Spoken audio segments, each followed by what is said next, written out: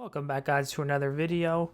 Today I'm going to show you how to fix Google Chrome from using too much RAM, which basically is going to cause your computer to slow down.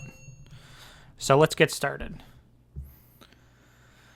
First, we're going to want to go to Google Chrome, and then go to the three little dots in the top right-hand corner. We're going to want to left-click on that, and we're going to want to scroll down to the settings. Left click on that, and from here we're going to want to go to performance, and which is the fourth one down, and then where it says memory saver, we're going to want to turn this on.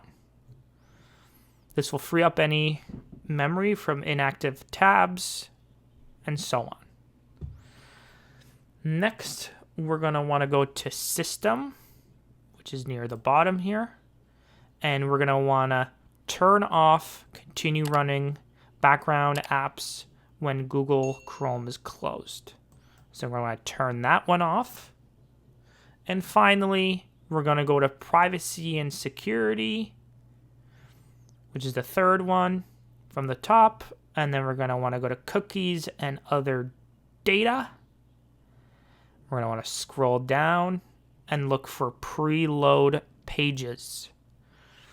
By default, it's standard preloading, but if you want your computer to be faster or your browser to be faster and not take up that much RAM, we're going to want to go to no preloading.